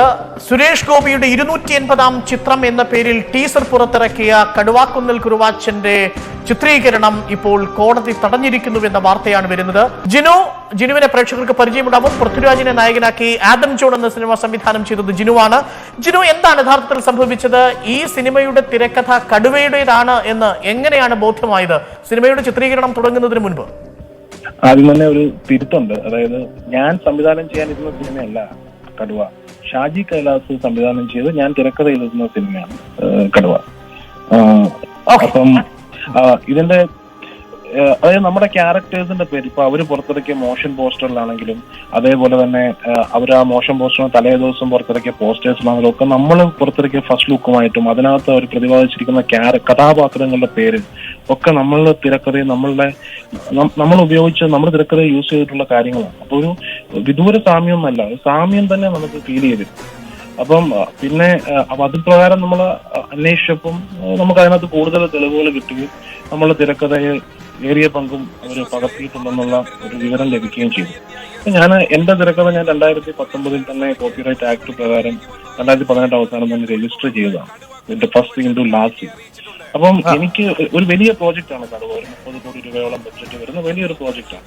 എന്റെ നിർമ്മാതാക്കളുടെയും സംവിധായകന്റെയും മുമ്പിൽ എന്റെ തിരക്കഥയുടെ മൗലികത തെളിയിക്കേണ്ടത് എന്റെ ഉത്തരവാദിത്വമാണ്. എങ്കിൽ മാത്രമേ എന്റെ സിനിമ നടക്കൂ. അപ്പൊ അതുകൊണ്ടാണ് ഞാൻ കോടതിയെ സമീപിച്ചത്. ഇതിനകത്തൊരു തർക്കത്തിന്റെയോ വഴക്കിന്റെയോ കാര്യങ്ങളോ ടോമിച്ച മുളകോടോ. ജിനു, ഒറ്റ കാര്യം കൂടി, ഈ ജിനുവിന്റെ സംവിധാന സഹായിയായിരുന്നു മാത്യൂസ് തോമസ് എന്നാണ് ഞാൻ മനസ്സിലാക്കുന്നത്. അതായത് ജിനു ഈ കഥ മാത്യൂസ് തോമസിനോട് സംസാരിച്ചിരുന്നു എപ്പോഴെങ്കിലും, അഥവാ ഈ തിരക്കഥയുടെ നിർമ്മാണ വേളയിൽ തിരക്കഥ എഴുതുന്ന സമയത്ത് മാത്യൂസ് തോമസ് ഉണ്ടായിരുന്നു താങ്കൾക്കൊപ്പം? എന്റെ കൂടെ 2011 മുതൽ എന്റെ ആദ്യത്തെ സിനിമ മാസ്റ്റേഴ്സ് സ്ക്രിപ്റ്റ് ചെയ്യുന്ന സിനിമ ജോണി ആന്റണി ഡയറക്ട് ചെയ്ത സിനിമ, അത് മുതൽ എന്റെ ഒപ്പം ഉണ്ടായിരുന്ന ആളാണ് മാത്യൂസ്. എന്റെ ലണ്ടൻ ബ്രിഡ്ജ് എന്ന് പറഞ്ഞ സിനിമയിൽ അസിസ്റ്റന്റ് ഡയറക്ടർ ആയിരുന്നു. ആദം ജോണിന്റെ സഹസംവിധായകനായിരുന്നു. അപ്പൊ എന്റെ കഥകളുടെയൊക്കെ ആദ്യ കേൾവിക്കാരിൽ ഒരാളായിരുന്നു മാത്യൂസ്. അപ്പൊ മാത്യൂസിന് ഈ സിനിമ അദ്ദേഹത്തിന് ചെയ്യണമെന്നൊക്കെയുള്ള ആഗ്രഹമൊക്കെ അദ്ദേഹം പ്രകടിപ്പിക്കുകയാണ്. ഞാനും അതിന് ഓക്കെ പറയാൻ മുന്നോട്ട് നീങ്ങുകയും ചെയ്തു. പക്ഷെ മാത്യൂസിനെ കൊണ്ട് അത് കൂട്ടിയാൽ കൂടുന്ന ഒരു കാര്യമായിട്ട് വന്നില്ല. അതുകൊണ്ട് നമ്മളത് പിന്നീട് മാറി ചിന്തിക്കുകയാണ് ചെയ്തത്. അപ്പൊ പുള്ളിക്ക് ഇതിന്റെ ഒരു സ്ക്രിപ്റ്റ് അറിയായിരുന്നു. ഒറ്റ കാര്യം, ഈ മാത്യൂസ് തോമസിനോട് തിരക്കഥ കാണിച്ചുവെന്നാണോ കഥ കേൾപ്പിച്ചു കൊടുത്തുവെന്നാണോ? തിരക്കഥ വായിച്ചിരുന്നത്. മാത്യൂസ് തോമസ് ഈ തിരക്കഥ കണ്ടിട്ടുണ്ട്. അപ്പോൾ അതിൽ നിന്ന് അഡാപ്റ്റ് ചെയ്യുന്നതിന് മാത്യു തോമസിന് ബുദ്ധിമുട്ടില്ല. ഈവൻ ടൈറ്റിൽ പേരിലുള്ള, അതായത് കഥാപാത്രത്തിന്റെ പേര് പോലും മാത്യൂസ് തോമസ് ഉപയോഗിച്ചു അല്ലെ? കഥാപാത്രത്തിന്റെ അതിൽ പറയുന്ന ഡൊമിനിക് പോൾ എന്ന് പറയുന്ന ഒരു സബ് ഇൻസ്പെക്ടറെ കുറിച്ച് ഇപ്പൊ നിങ്ങൾ അവിടെ പ്ലേ ചെയ്യുന്ന മോഷൻ പോസ്റ്ററിലുണ്ടല്ലോ, എന്റെ സ്ക്രിപ്റ്റിൽ അത് ഡൊമിനിക് ബെഞ്ചമിനാണ് ആ സബ് ഇൻസ്പെക്ടറുടെ പേര്. അപ്പം അങ്ങനെയൊക്കെയുള്ള പിന്നെ ഇത് പറഞ്ഞത് എന്തായാലും ഈ കേസുമായിട്ട് മുന്നോട്ട് പോകും. ഇനി ഒരു കോംപ്രമൈസിന് യാതൊരു സാധ്യതയുമില്ല. പക്ഷെ സുരേഷ് ഗോപിയുടെ 250-ാമത്തെ സിനിമ എന്ന രീതിയിലൊക്കെയാണ്. ടോമിച്ചൻ മുളകുപാടം പോലെയുള്ള വലിയ പ്രൊഡ്യൂസേഴ്സും വലിയ ബാനറുമാണ്. നമ്മളുടെ സിനിമ പൃഥ്വിരാജ് പ്രൊഡക്ഷൻസും മാജിക് ഫ്രെയിംസും കൂടാണ് നമ്മളുടെ സിനിമ ചെയ്യുന്നത്. അപ്പം ഞാൻ പറഞ്ഞു അവരുടെ സിനിമ സിനിമകൾക്ക് ഞാൻ എതിരല്ല ഒരിക്കലും. അവർക്ക് അവരുടെ സ്ക്രിപ്റ്റ് പ്രൊഡ്യൂസ് ചെയ്ത് ഞാൻ എന്റെ സിനിമയായിട്ട് സാമ്യമില്ലെന്നുണ്ടെങ്കിൽ അവർക്ക് സുഖമായിട്ട് അവർക്ക് അവരുടെ സിനിമ ചെയ്യാം. ഞാൻ അങ്ങനെ തന്നെ ആഗ്രഹിക്കുന്നതും പ്രാർത്ഥിക്കുന്നു അങ്ങനെ വരട്ടെ. മനസ്സിലായില്ലേ? എന്തായാലും ഇതിന്റെ ഈ ഫസ്റ്റ് ലുക്ക് പുറത്തിറങ്ങുന്ന സമയത്തും ഈ കഥാപാത്രത്തിന്റെ സാമ്യവും അതാണ് ജിനുവിന് സംശയം ജനിപ്പിച്ചത് അല്ലെ? അവിടുന്നാണ് നമുക്ക് സംശയം തുടങ്ങുന്നത്. പിന്നെ ഞാൻ അന്വേഷിച്ചു എന്റെ കാര്യം. ഇത് അന്വേഷണം നടത്തിയപ്പോൾ അത് ശരിയാണ്. ഞാനപ്പോ കോടതിയിൽ എന്റെ സ്ക്രിപ്റ്റ് പ്രൊഡ്യൂസ് ചെയ്യണം, ഈ കാര്യങ്ങളെല്ലാം ഡോക്യുമെന്റ്സ് കൊടുത്തു. കോടതിക്ക് അത് കഴമ്പുണ്ടെന്ന് തോന്നി. അങ്ങനെ കോടതി ഇങ്ങനെ ഒരു വിധി കൊടുക്കണം, ഈ പേര് യൂസ് ചെയ്യാതെ ഒരു പ്രൊമോഷൻ നടത്താൻ പാടില്ല എന്നുള്ളതാണ് കാര്യങ്ങൾ.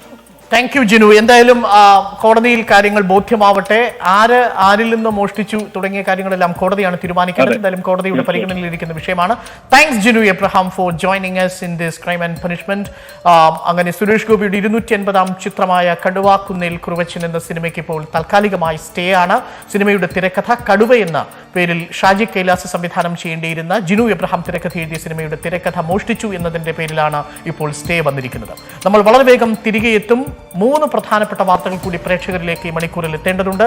അതിലൊന്ന് തിരുവാങ്കുളത്ത് പെൺകുഞ്ഞിനെ ആക്രമിച്ച് പൊള്ളലേൽപ്പിച്ച അച്ഛന്റെ കഥ, മറ്റൊന്ന് ഹണി ട്രാപ്പിന്റെ കഥ അങ്കമാലിയിൽ നിന്ന് വരുന്നുണ്ട്. ഈ കഥകളെല്ലാം പ്രേക്ഷകരിലേക്ക് എത്തിക്കും.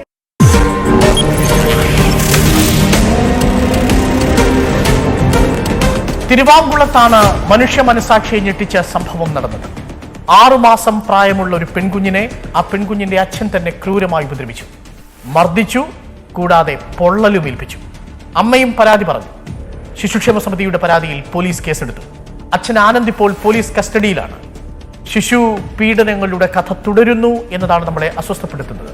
തിരുവാങ്കുളത്ത് സംഭവിച്ചത് എന്താണ് നോക്കാം. എറണാകുളം തിരുവാങ്കുളത്താണ് 6 മാസം പ്രായമുള്ള പെൺകുഞ്ഞ് പിതാവിന്റെ ക്രൂരമർദ്ദനത്തിന് വിധേയമാകേണ്ടി വന്നത്. കഴിഞ്ഞ 1 മാസം മുൻപ് ഇയാൾ കുട്ടിയുടെ ശരീരമാസകലം പൊള്ളിച്ചിരുന്നു. ഈ പൊള്ളൽ ഭേദമായതോടെ ഇന്നലെയാണ് ഇയാൾ കുട്ടിയെ മർദ്ദിച്ചത്. മാത്രമല്ല കുട്ടിയെ വലിച്ചെറിയുകയും ചെയ്തു. കുട്ടിയുടെ കരച്ചിൽ കേട്ട നാട്ടുകാർ, സമീപവാസികൾ ഇയാളെ രാത്രി വിളിച്ചെണീപ്പിക്കാനുള്ള ശ്രമം നടത്തിയെങ്കിലും ഇയാൾ വാതിൽ തുറന്നില്ല. അതുകൊണ്ട് തന്നെ ഇന്ന് രാവിലെ ശിശുക്ഷേമ സമിതിയുടെ പ്രവർത്തകരും ഒപ്പം തന്നെ പോലീസും സ്ഥലത്തെത്തി. അതോടെ ഇയാൾ ഇവിടെ നിന്നും മാറിക്കളയാനുള്ള ഒരു നീക്കം നടത്തിയിരുന്നു. പിന്നീട് കുട്ടിയെയും മാതാവിനെയും ശിശുക്ഷേമ സമിതിയുടെ പ്രവർത്തകർ ആശുപത്രിയിലേക്ക് മാറ്റുകയായിരുന്നു. ആശുപത്രിയിലെ പരിശോധനയിൽ കുട്ടിക്ക് സാരമായ പരിക്കുകളൊന്നുമില്ലെന്ന് മനസ്സിലാക്കാൻ കഴിഞ്ഞു. എന്നിരുന്നാൽ തന്നെയും ഇയാൾ ക്രൂരമായി കുട്ടിയെ മർദ്ദിക്കുമായിരുന്നു എന്നാണ് മാതാവ് മൊഴി നൽകിയിരിക്കുന്നത്. നാട്ടുകാരും ഇത്തരത്തിൽ തന്നെയാണ് മൊഴി നൽകുന്നത്. ഇടയ്ക്കിടയ്ക്ക് ഇയാൾ ഈ 6 മാസം പ്രായമുള്ള കുട്ടിയെ മർദ്ദിക്കാറുണ്ട്. മാത്രമല്ല നാട്ടുകാർ എതിർത്ത് കഴിഞ്ഞാൽ അവരെ ഇയാൾ ചീത്ത വിളിക്കുന്ന ഒരു സ്വഭാവം. ചിലപ്പോൾ ക്രൂരത അച്ഛന്മാരുമായിട്ട് അവതരിക്കും. അവർക്ക് ആനന്ദ് എന്ന് പേരുമിടും ചില സാഹചര്യങ്ങളിൽ. അതാണ് തിരുവാങ്കുളത്ത് നമ്മൾ കണ്ടത്. ഇനി നമ്മൾ പോകുന്നത് ഉത്തർപ്രദേശിലേക്കാണ്. അവിടെ കാൺപൂരിൽ നമ്മളുടെ നടുക്കിയ ഒരു സംഭവം ഇന്ന് റിപ്പോർട്ട് ചെയ്യപ്പെട്ടു. 8 പോലീസുകാർക്കെതിരെയാണ് ഗുണ്ടാസംഘം നിറയൊഴിച്ചത്. മൊത്തം 12 പേരുണ്ടായിരുന്നു. അതിൽ 8 പേർ കൊല ചെയ്യപ്പെട്ടിരിക്കുന്നു. ഉത്തർപ്രദേശിലെ കാൺപൂരിൽ വികാസ് ദുബെ എന്ന ഒരു അണ്ടർവേൾഡ് ഡോണിനെ പിടികൂടാൻ പോയ പോലീസ് സംഘത്തിൽപ്പെട്ട 8 പേരെയാണ് ഗുണ്ടാസംഘം വകവരുത്തിയത്. മണി പവറും മസിൽ പവറും അരങ്ങുവാഴുന്ന ഉത്തർപ്രദേശിൽ നിന്നും കാൺപൂരിൽ നിന്നും വീണ്ടും ഞെട്ടിക്കുന്ന ആ കഥ കാണാം. വികാസ് ദുബെ ശിവലിയിലെ നാട്ടുരാജാവ്, സദാ ചിരിച്ച മുഖം, കൊടും ക്രിമിനൽ എന്ന് ഒറ്റ നോട്ടത്തിൽ ആർക്കും മനസ്സിലാവില്ല. ഇടഞ്ഞാൽ കൊലകൊമ്പൻ, ജീവനെടുത്തേ പിന്മാറും. എതിരാളി എത്ര വലിയവനായാലും പ്രശ്നമേയില്ല. കാൺപൂർ മാത്രമല്ല വിളനിലം, രാജ്യത്തുടനീളം നീണ്ടുകിടക്കുന്ന വൻ ശൃംഖല. എന്തിനും പോന്ന സംഘമാണ് പ്രധാന ശക്തി.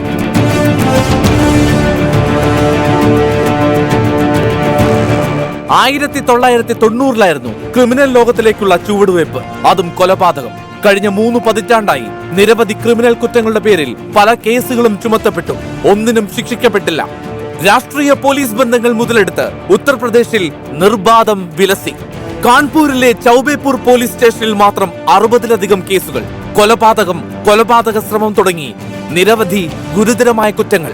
പിടികൂടാൻ പോയിട്ട് പേര് കേട്ടാൽ പോലും പോലീസുകാരുടെ മുട്ടിടിക്കും.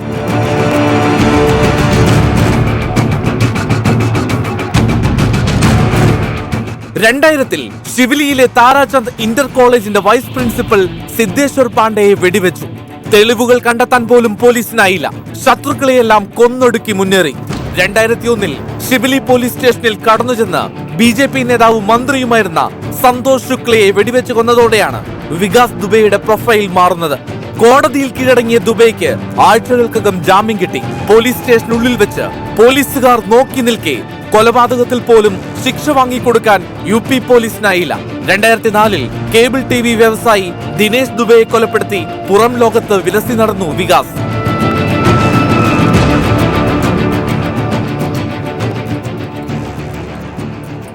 ഗ്രാമീണനായ രാഹുൽ തിവാരി വികാസ് കൊലപാതക ശ്രമത്തിന് കേസ് കൊടുത്തതിനെ തുടർന്നാണ് പോലീസ് സംഘം വികാസ് ദുബെയെ തിരഞ്ഞിറങ്ങിയത്. 50 പേരടങ്ങുന്ന പോലീസ് സംഘമാണ് ശിവലിയിലെത്തിയത്. വിവരം ചോർന്നു കിട്ടി. പിന്നീട് അണുവിട തെറ്റാത്ത ആസൂത്രണം. പോലീസിനെ തടയാൻ റോഡിന് കുറുകെ ഒരു JCB നിർത്തിയിട്ടു.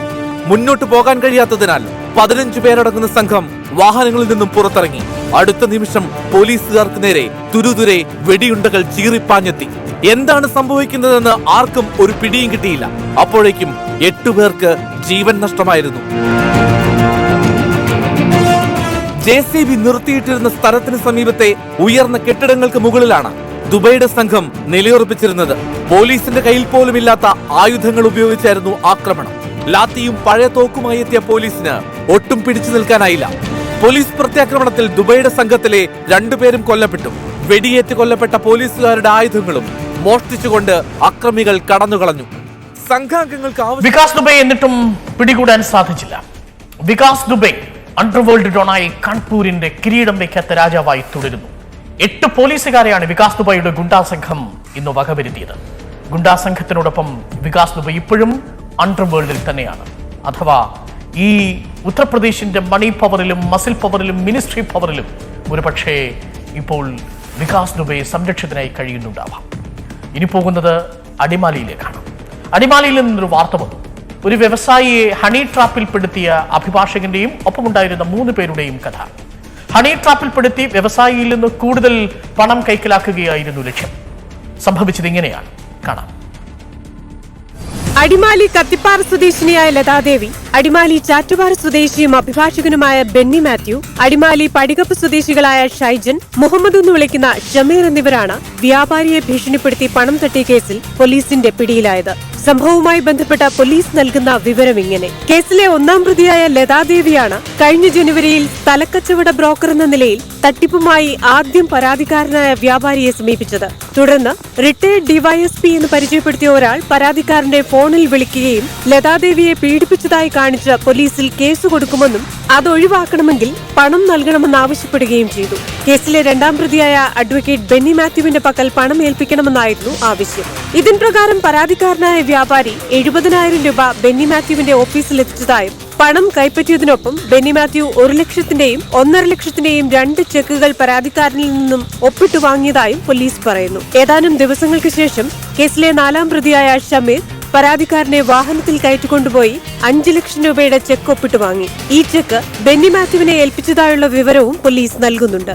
ഇതുകൂടാതെ കേസിലെ 3-ാം പ്രതിയായ ഷൈജൻ പരാതിക്കാരനെ ഭീഷണിപ്പെടുത്തി 60,000 രൂപയും തട്ടിയെടുത്തു. നൽകിയ പണത്തിനു പുറമെ കൂടുതൽ പണം ആവശ്യപ്പെട്ട സാഹചര്യത്തിലാണ് തട്ടിപ്പിനിരയായ വ്യാപാരി പോലീസിൽ പരാതി നൽകിയതെന്നാണ് സൂചന. തുടർന്ന് പോലീസ് നടത്തിയ അന്വേഷണത്തിനൊടുവിൽ 4-അംഗ സംഘം പിടിയിലാവുകയായിരുന്നു. പിടിയിലായവരുമായി ബന്ധപ്പെട്ട് മറ്റൊരു പരാതി കൂടി അടിമാലി പോലീസിന് ലഭിച്ചതായി സൂചനയുണ്ട്. കൂടുതൽ അന്വേഷണം നടത്തിയാൽ മാത്രമേ സമാന രീതിയിൽ വേറെയും തട്ടിപ്പുകൾ നടന്നിട്ടുണ്ടോ എന്ന കാര്യത്തിൽ വ്യക്തത വരികയുള്ളൂവെന്ന് അടിമാലി CI അനിൽ ജോർജ് പറഞ്ഞു. 24 ഇടുക്കി. വിശപ്പടക്കാൻ കാടിറങ്ങിയ മധുവിനെ തല്ലിക്കൊന്ന കഥ നമ്മൾ കണ്ടു. അത് കഥയല്ല, നമ്മുടെ മുന്നിൽ ഒരു നോവായി തന്നെ നിൽക്കുന്നു. ഒപ്പം കാൺപൂരിൽ 8 പോലീസുകാരെ വെടിവെച്ചു കൊന്ന വികാസ് ദുബൈയുടെ കഥയും ഈ എപ്പിസോഡിലാണ് കണ്ടത്. മധു ഒരു മോഷ്ടാവാണെങ്കിൽ ഞാനും നിങ്ങളും പെരിങ്കള്ളന്മാരും കൊള്ളക്കാരുമാണ്. വികാസ് ദുബൈയുടെ അനുജന്മാരായി വരും. മധു ഒരു മനുഷ്യനായിരുന്നെന്നും വിശപ്പൊരവസ്ഥയാണെന്നും നമ്മൾ മനസ്സിലാക്കുമ്പോഴാണ് നമ്മളിലെ മാനവികത ഉയരുന്നത്. ഇനിയും വിചാരണ തുടങ്ങിയിട്ടില്ല എന്നതുകൂടി ഓർമ്മപ്പെടുത്തിക്കൊണ്ട് ഞാൻ വിടവാങ്ങുന്നു. വീണ്ടും എത്താം മറ്റൊരു കേസുമായി നാളെ. കുറ്റവും ശിക്ഷയും ഇതേ സമയം.